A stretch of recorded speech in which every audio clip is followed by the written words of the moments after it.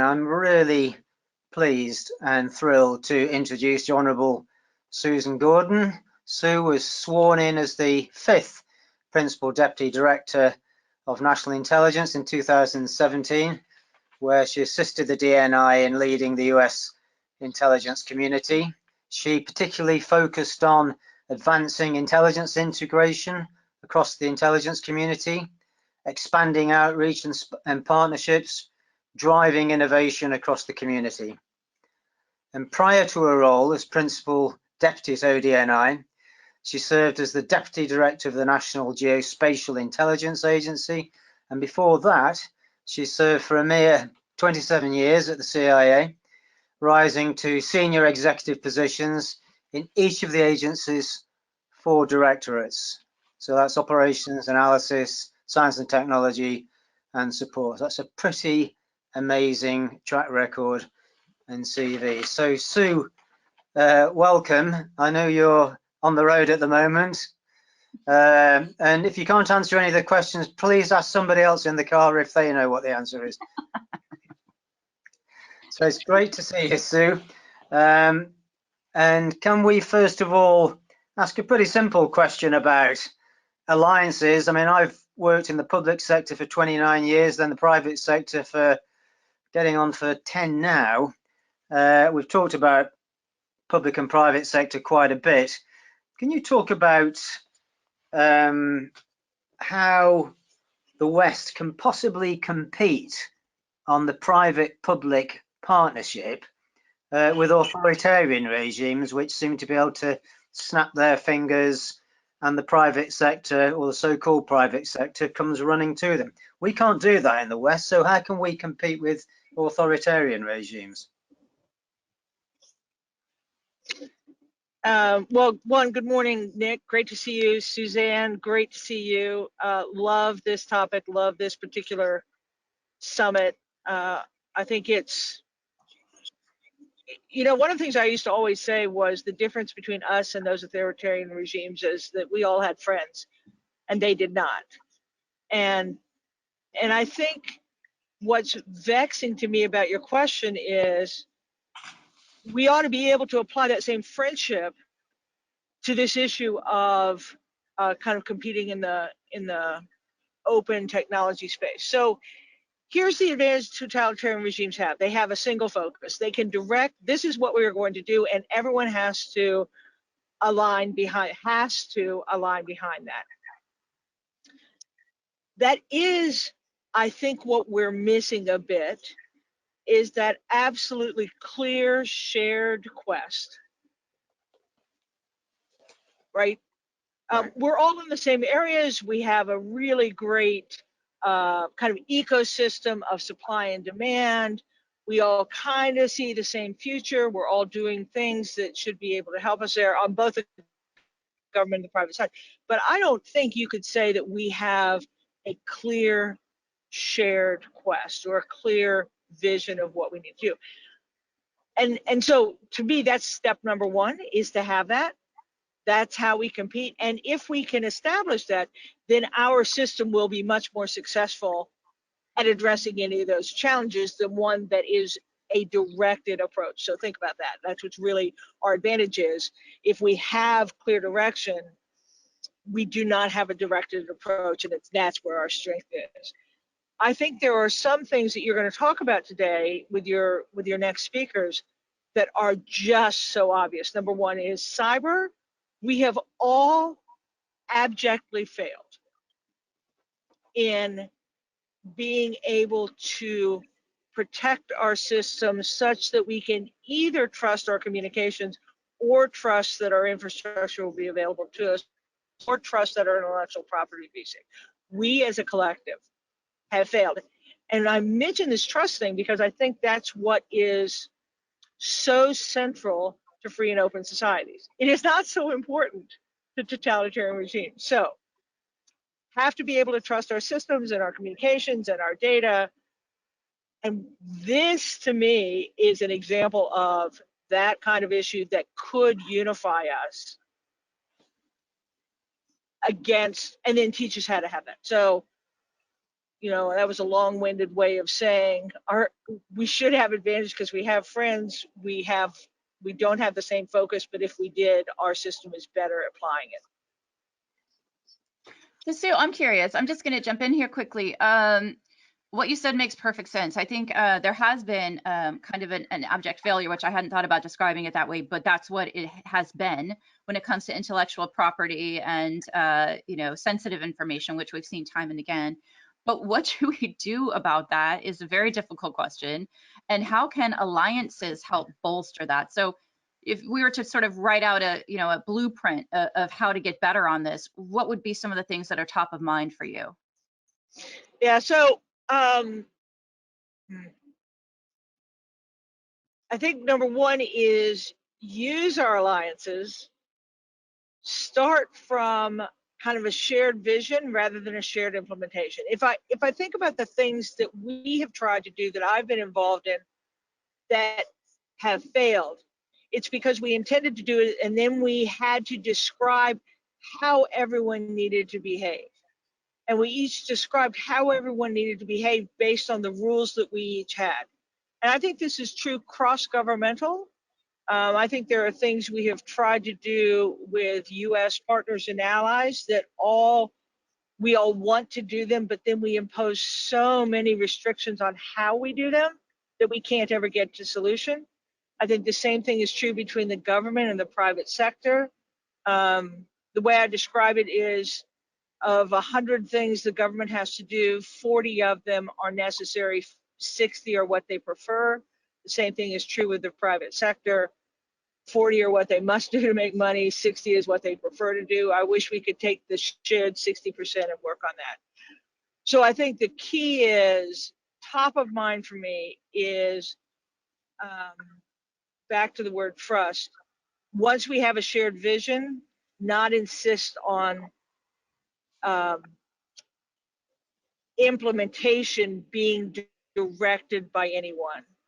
One of the coolest agreements I saw between the United States and one of our partners was a one-page agreement that started was, we have a shared history and a shared belief structure and a shared value structure. We trust that each other will do the right thing. And so here are the 3 rules that need to follow. So it feels to me that this is a moment where we need to relinquish control of each other in order to get to the partnership we need. So that's top of mind. And then the other is, use the difference rather than try and create homogeneity, right? So use what the difference is between government and private sector, between the US and Canada. Use those differences to try and create something better rather than force everyone into something that is kind of a least common denominator approach. And I can think of areas where this is true. You know, AI assurance is another area. You know, we talked about cyber as one. AI assurance is another one where our alliance, both public, private, and international, should see this as something that is only good. But what's interesting about AI is that there are really big unanswered questions about bias, cultural bias, approaches, that the difference would actually help in our pursuit of that. So I don't know if that answered your question, but it is what's top of mind to me today. Fantastic. This point about trust, Sue, that you're quite rightly and strikingly emphasising, might be an unwelcome question, but do you think Snowden, how badly do you think Snowden has damaged that trust? I think, well, absolutely he did. So without equivocation, and quite frankly, I think he did more damage to the private sector than he even did to the government, in part because what competitors to the US could assert and therefore demand of commercial entities that wanted to do business with them.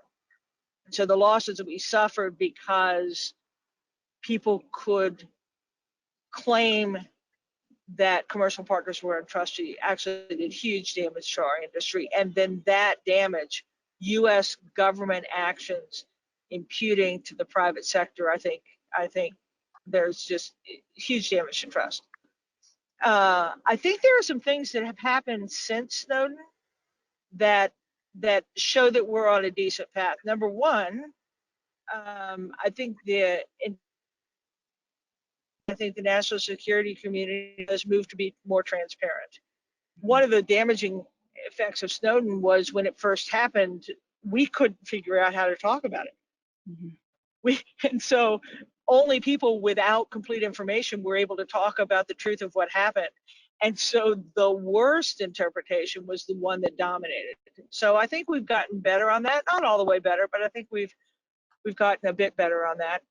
I think the second thing that's happened since Snowden is, and cyber, whether it's intellectual property theft or the attacks that you see now, and that they're crossing boundaries that our adversaries aren't staying in a lane of only government actors or only connected private sector systems. These actors are going after anybody. And so I think one of the things that's helping a bit is that the dangerousness of the world to society, to private interest,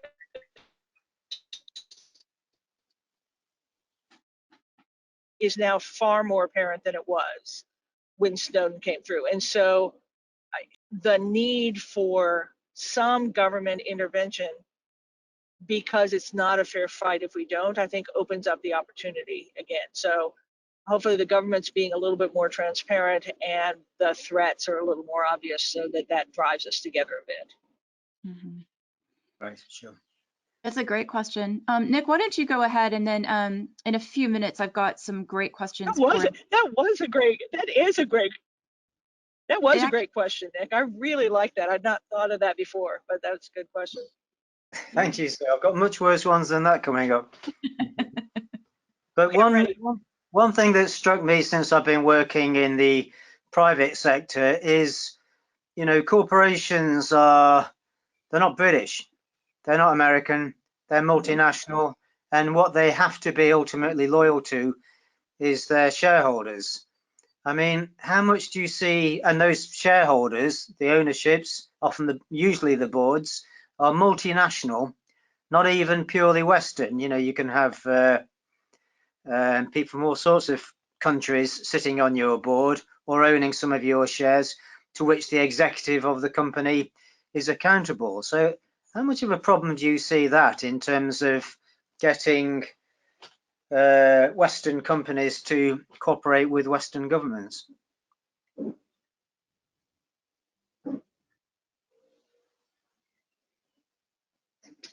I've lost you a bit, but I think I understood your question. So let me repeat it. If you can hear me, can you hear me? Yep. Yeah, and we'll see if I got it right. So I think your question was, companies are mostly are disproportionately responsible to their shareholders, and they are increasingly multinational.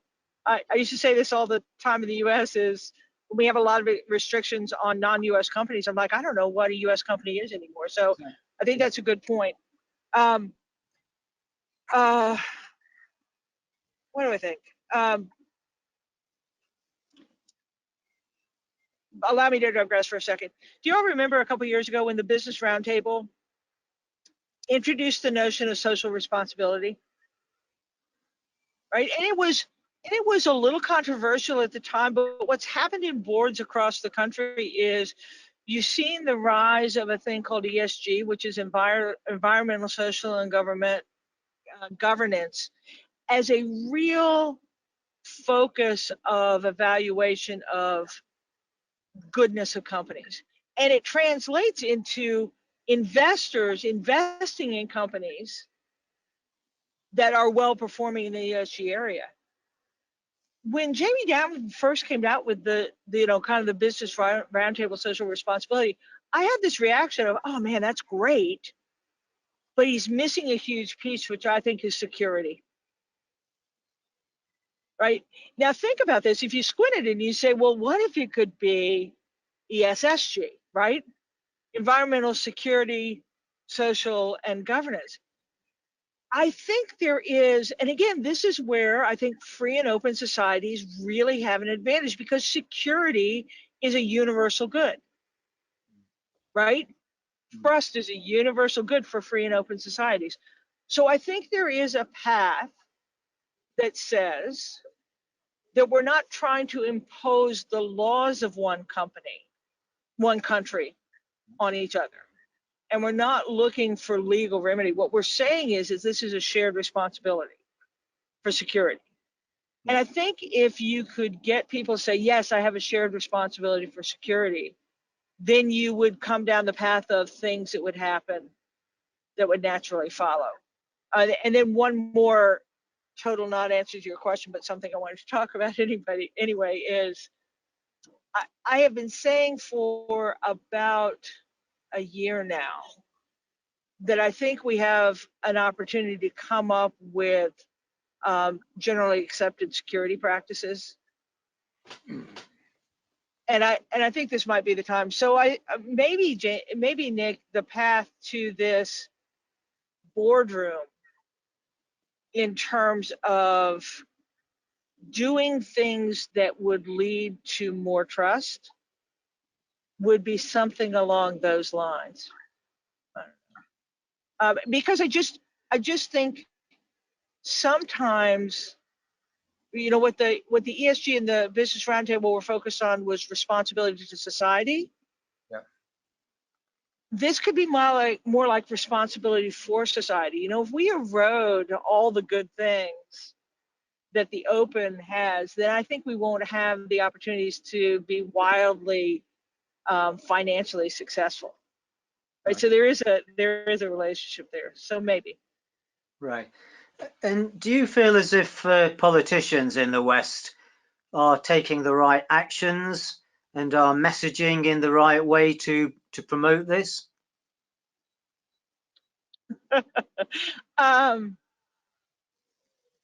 So I think leadership in general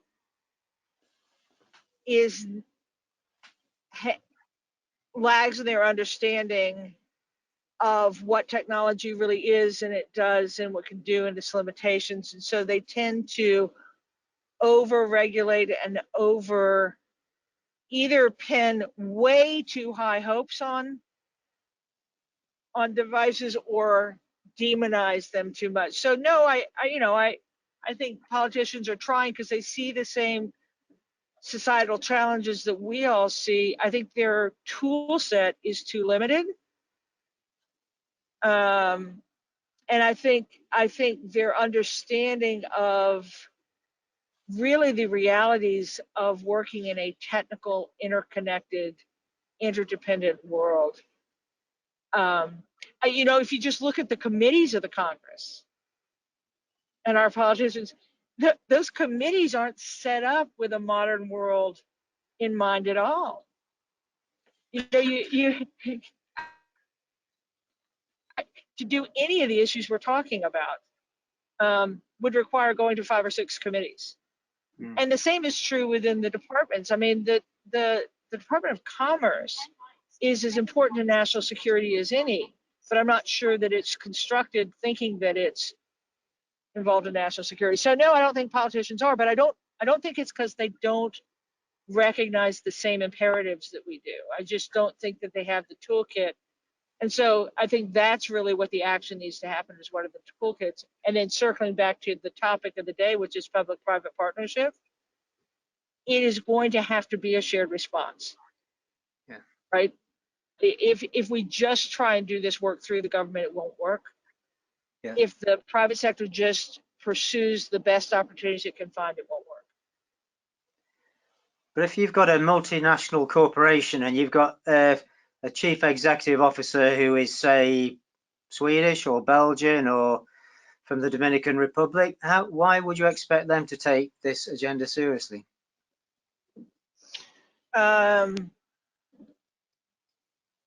Well, 2 things. One, the more successful you get, the more you're going to be a target for the interests of somebody else at the expense of yours, right? So at some point, there just isn't any hiding anymore. There just isn't any way. I let that stuff just go on out there, and I'll stay small and quiet operating in this world. So, as CEO of a multinational corporation is still a CEO of a multinational corporation, and if they want to be successful globally, these issues will come into play. And again, if we advance the notion of shared responsibility for security, if you're the CEO of a multinational corporation, yours is one that can't be trusted because you haven't invested in the way you need to, then I think you're going to be less than successful. So this is from a woman with a vast 2 years in the private sector and never having been a CEO on her own. So, like there's like a salt lick on top of my comments, not just a grain of salt. But I do believe that we're just at the precipice of it either going well or badly. Like, don't think that this moment is like how the world is really going to turn. We're just beginning to turn this way. And so we can make some choices that'll make it better, but I'll tell you, with no choices, it can get awfully worse. Right. Okay. Well, we're sure that you will be a CEO quite soon, Sue. So we're looking forward to asking you when that happens. But I'm going to ask one more question, then I'm going to shut up and let Suzanne ask a few questions. And I'm sure everybody who's listening to this is going to want to ask questions as well. But I guess it's about the Five Eyes relationship. We're looking at international alliances, friends who think the same way as ourselves in different countries. And you know the Five Eyes really well. Do you think there's more that could be done using the Five Eyes as a kind of institution, if that's the right word, or a set of relationships? Have we missed opportunities? Is there more that we could do to operationalize those relationships to support this agenda of maximizing the benefit of relationships? Yeah, well, my grandson Jackson Kemp has a few comments that I'm listening to, and I'm gonna try and see if I can. I'm gonna see if I can add them in and make my remarks wiser. One, I think we're underusing the Five Eyes for this purpose. I talked a lot about trust. This is, for those of us involved in it, is the most trusted relationship internationally that any of us have been a part of. Right, it has carried us through massive advantage over decades, and I understand the need to protect each nation's interests, and that's why we're not one. But I do think it is the most trusted relationship, and I think it could be expanded to be more than the narrow definition of national security that we have used it for, and for so many years, and this newer definition of national security still go is it. I think there is one huge hurdle we have to still overcome, and that's data sharing and trusted systems. We haven't. Our legal frameworks make that difficult for us. Some notable issues not having to do with national security, but just with protecting each other's data and exposing it have caused that to be difficult. But I think we have to get that one in order to make this happen. But if we could, my goodness, use that same trust to do everything from really interesting pursuit of large data sets against some of the new challenges that we have, using the power of that relationship against cybersecurity threat, use the power of relationship with various legal approaches to start imagining how we might be able to establish those parts. The UK, for one, has some really interesting relationships with its private sector and its companies that I think are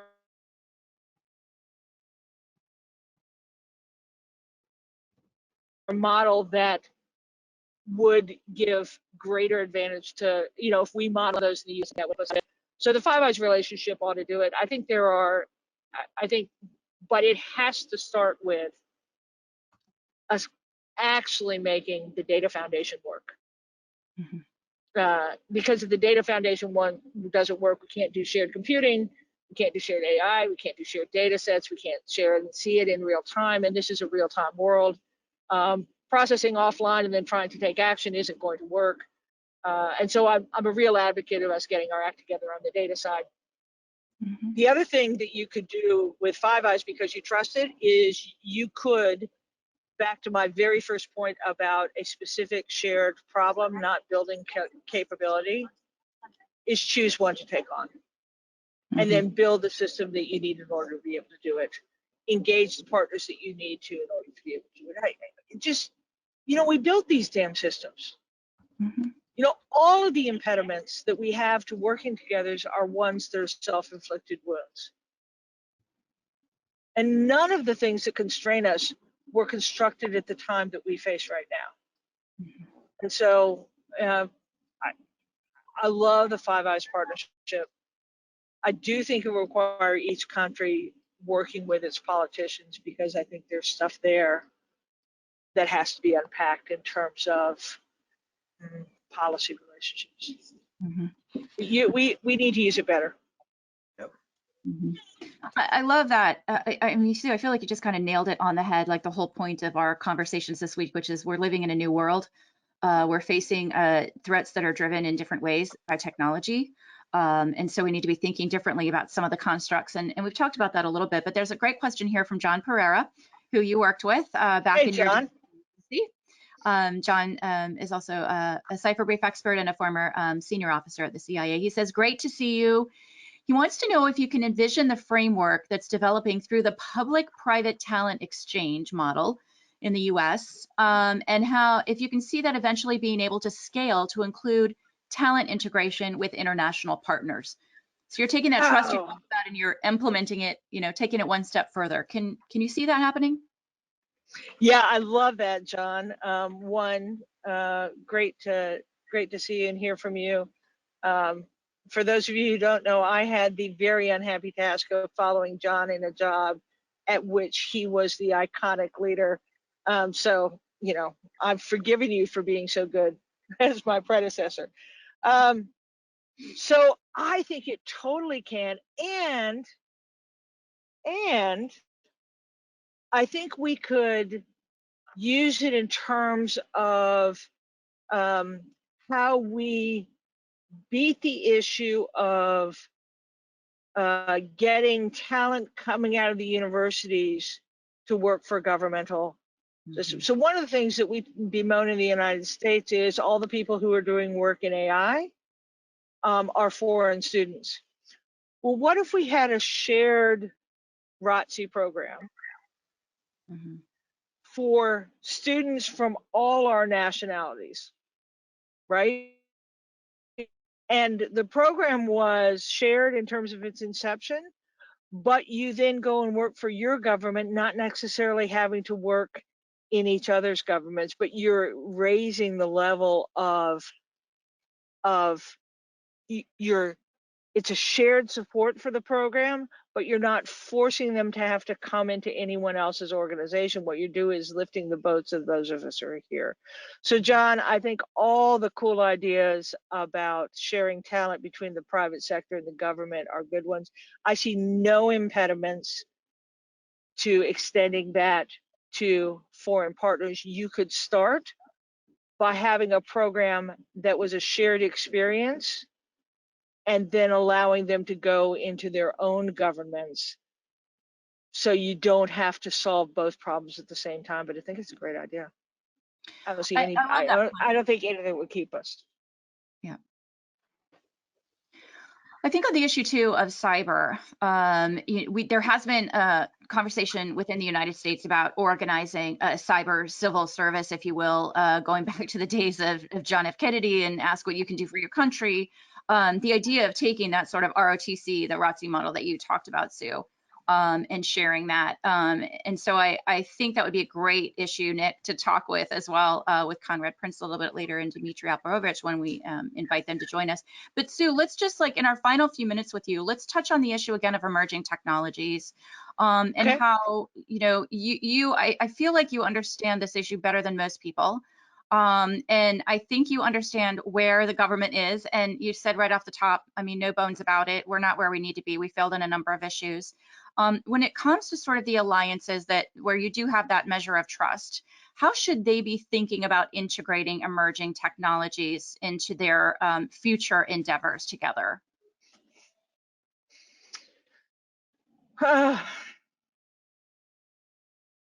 So I'm on the record saying that this is a world where every technology is available to everybody, and it's the one who can put it to clever use fastest is the one that's going to win. You know, it used to be that it was the technological advance itself that provided advantage. Now it's the getting it into use. This is a really great opportunity, I think, for the Alliance to think about what are the critical technologies that will make a difference. Let's make sure we have the research foundation that will allow it. And then put that money into both the private sector and to our research and academic institutions so we're getting the good foundation. And then use the Alliance to say, okay, what are all those things going on and how we can put them to use. And so the Alliance is thinking about the use case once it's invested in the technology itself. I would love it if we'd spent more time on the use cases that would drive us. I think now is a really interesting time to think about climate. There's so much international interest.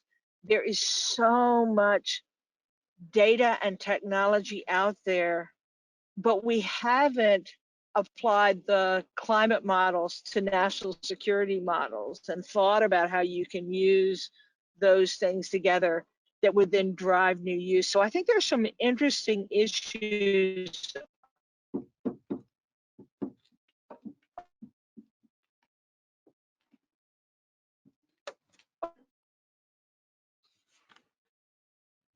We're going to give this just a second to see if we can get this to render up.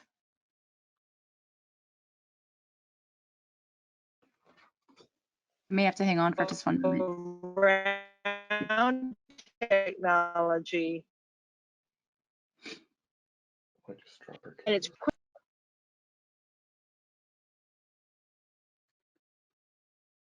that are good for the Alliance, that are not just the technologies themselves, putting them together differently, that is the advantage, not just the investment in the thing itself.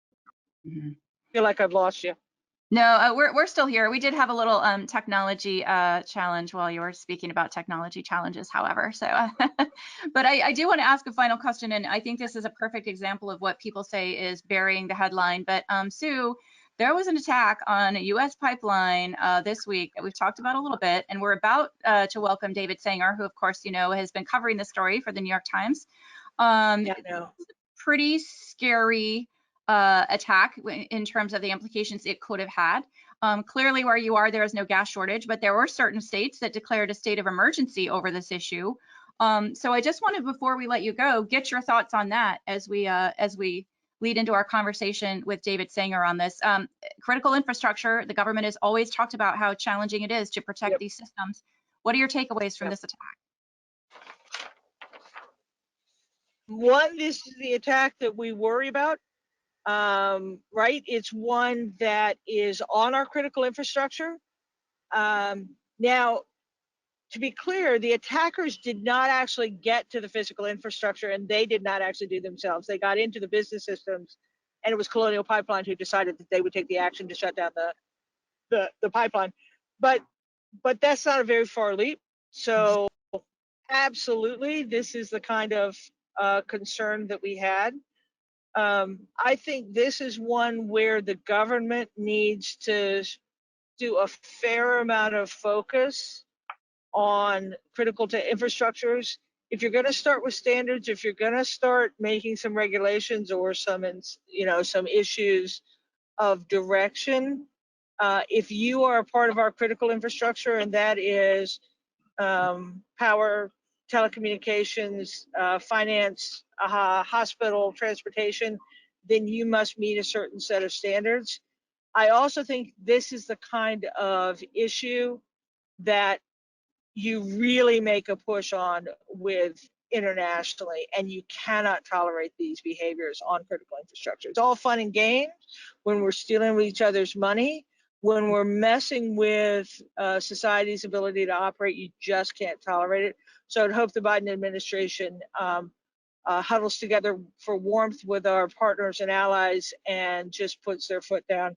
And the fact that it's criminals doesn't matter to me. Those criminals are harbored by some nation, and you should be in mind. I mean, there's just so many things about this. Ransomware is an epidemic. Companies still don't do enough to protect themselves. They aren't prepared for it. They haven't thought through what they'd do if it happened. I think there will be a really interesting after-action report on Colonial Pipeline, was whether the pipeline or whether it was something else. Did they understand their system well enough to know whether it was protected? So many questions. Dimitri will be able to answer some of these.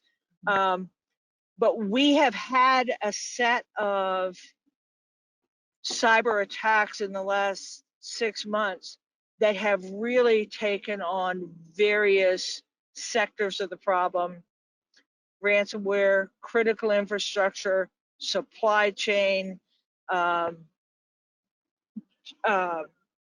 just straight up theft.